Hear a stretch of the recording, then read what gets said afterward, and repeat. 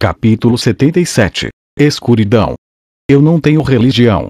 Meu pai zombou da religião. Ele sempre foi um homem que iria zombar das coisas com frequência. Para meu pai, a religião era ópio para os fracos e, por extensão, uma fábrica que criava pessoas fracas. Meu pai queria que sua casa fosse um campo de caça que elevasse os fortes. Mesmo uma lacuna onde o ópio pudesse ser plantado não era permitida em sua casa. Meu pai uma vez sentou-se à mesa de jantar e disse isso: a tendência da religião passou. Para ser um pouco mais exato, mesmo agora, a tendência está no meio do definhamento.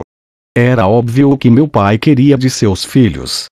Ele queria que nós crescêssemos em bestas que poderiam rasgar qualquer coisa. A religião era o gado mais fácil de arrancar a carne. O escárnio do meu pai foi facilmente transmitido para nós. Naquela época, além de nós, nossas mães também estavam sentadas à mesa da sala de jantar, mas havia uma entre elas que era religiosa. Pelo que me lembro, ela era de uma família que tinha tradições religiosas muito rígidas. No entanto, nunca vi dar uma réplica às zombarias do meu pai. Ela simplesmente rezava sozinha por 5 segundos antes de cada refeição. Ao fazer isso, ela ignoraria as várias respostas. Meu pai acabaria sorrindo amargamente antes de dizer: bem, não pode ser ajudado. Naquela época, seu tom quase soava como se ele estivesse simplesmente permitindo que seu amante bobo tivesse seus poucos segundos de liberdade. Ela se comportou como uma herege com pecados profundos. Ela não levantou a voz ao memorizar as escrituras, nem se encontrou com outros crentes em particular. Não, ela nem mesmo pregou para seu próprio filho sobre doutrinas religiosas. Um tributo silencioso antes de uma refeição.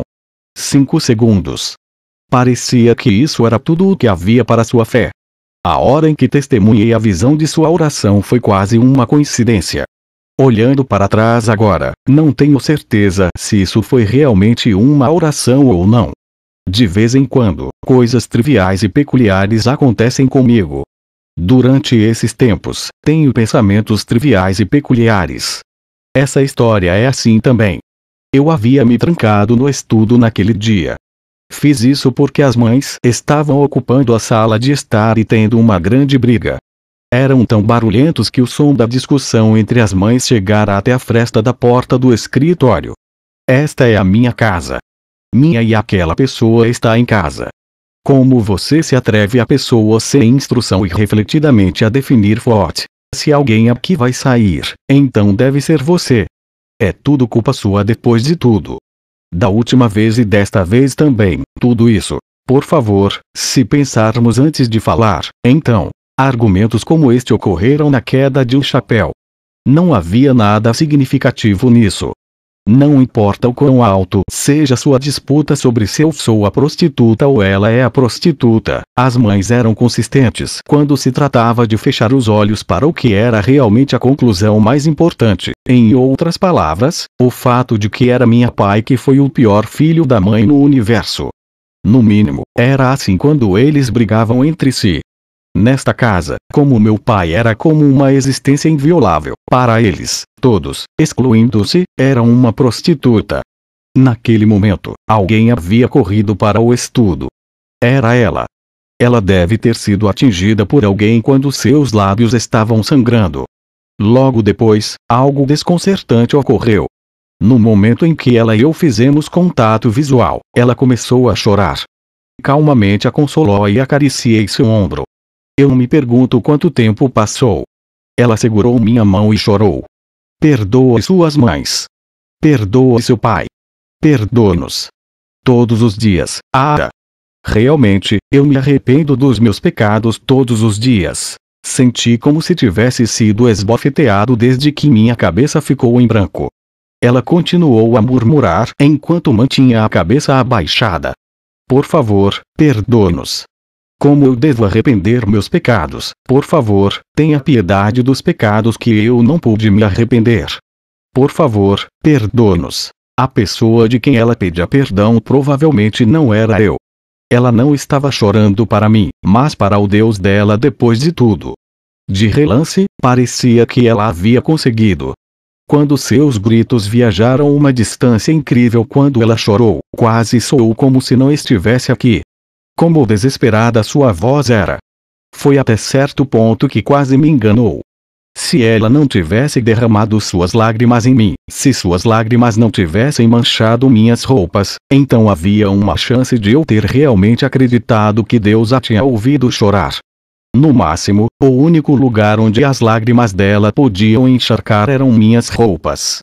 O único lugar que seria de bom grado encharcado por suas lágrimas também era minha roupa. Então entendi que esse era o problema de tudo. Eu a consolei por um longo tempo antes de mandá-la de volta para fora do escritório. Sentei-me em uma cadeira e mergulhei em pensamentos profundos. Quem poderia perdoar os pecados daquela pessoa? Ela chorou para Deus. Ou talvez ela tivesse chorado por toda a sua vida. No entanto, como eu não sou um Deus, não foi toda a sua vida ainda mais. Não importa quem fosse. O que alguém pôde fazer por ela? Quem pode declarar a inocência de um humano? O lugar fora da porta ainda estava triste com o som da luta. Da última vez também, porque tínhamos feito tudo do jeito que você queria. Não, é porque você era tão desnecessariamente persistente. Por favor, se você vai lutar, faça-o fora de... Peguei o livro que estava lendo antes. As palavras não estavam se registrando nos meus olhos. Apenas som. Como foi o som da luta que tinha começado antes de eu nascer e será o som da luta que vai continuar mesmo depois da morte do meu pai? Isso continuou a ecoar na minha cabeça. Até o grito que estava se enterrando nas minhas roupas um segundo atrás estava misturado ali. O som de choro e o som de vozes se banqueteavam e se dissipavam mutuamente. Eu me senti tonto. Havia apenas algumas palavras que chegaram ao meu ouvido e podiam ser ouvidas distintamente. Todo seu. Você não. Por favor. Foi isso. A melodia musical de Beethoven, que eu tinha ligado, passava pelo escritório. Das trevas para a luz, esta foi supostamente uma citação de Beethoven. Eu não sabia quantas lacunas tinha que atravessar, nem sabia quantas lacunas tinham que ser para que minha vida se tornasse uma única melodia. Isso era o que eu simplesmente desconhecia.